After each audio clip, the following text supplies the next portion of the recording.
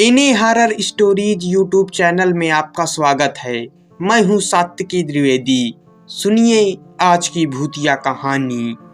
मेरा नाम विशाल प्रताप सिंह है और मैं झारखंड के धनबाद का रहने वाला हूं। वैसे धनबाद अपने लड़ाई दंगों के लिए प्रसिद्ध है, लेकिन आज जो मैं आपको किस्सा बताने जा रहा हूं वो इससे जरा हटके है।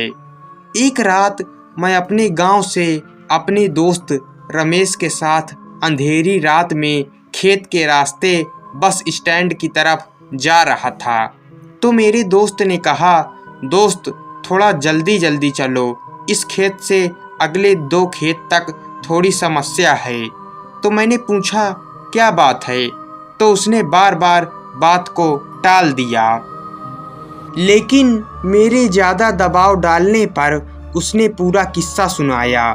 उसने बताया बहुत साल पहले अपने गांव से रात को इन्हीं खेतों से एक आदमी गुजर रहा था। रास्ते में वो बाथरूम करने के लिए एक पेड़ के नीचे रुक गया।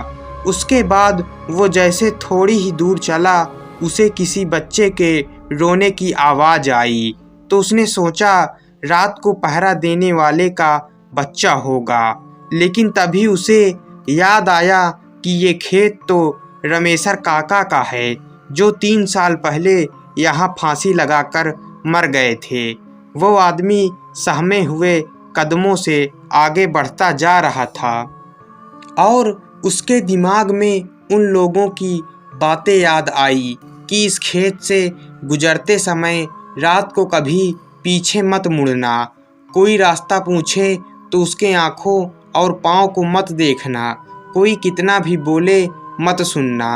ये सब बातें दिमाग में सोचने से उस आदमी की हालत बुरी हो गई और वो सोचने लगा कि उसने यहाँ आने से पहले ये सब क्यों नहीं सोचा।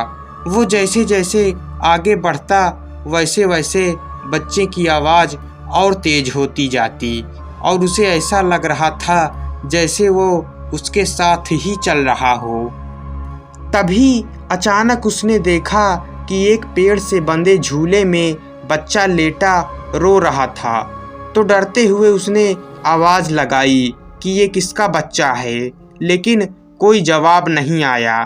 तो वो डर के मारे आगे बढ़ गया, लेकिन बच्चे की किलकारी सुनकर उससे रहा नहीं गया और उसने पीछे मुड़कर देख लिया। तो उसने देखा वो बच्चा झूले में उसके पीछे पड़ा था। रहम के मारे उसने बच्चे को गोद में उठाकर भागने लगा।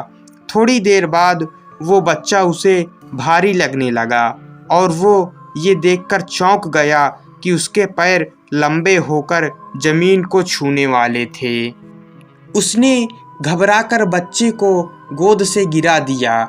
जैसे ही वो बच्चा गोद से गिरा तो बच्चा बड़े आदमी की तरह जोर से हंसकर बोला, तू आज तो बच गया।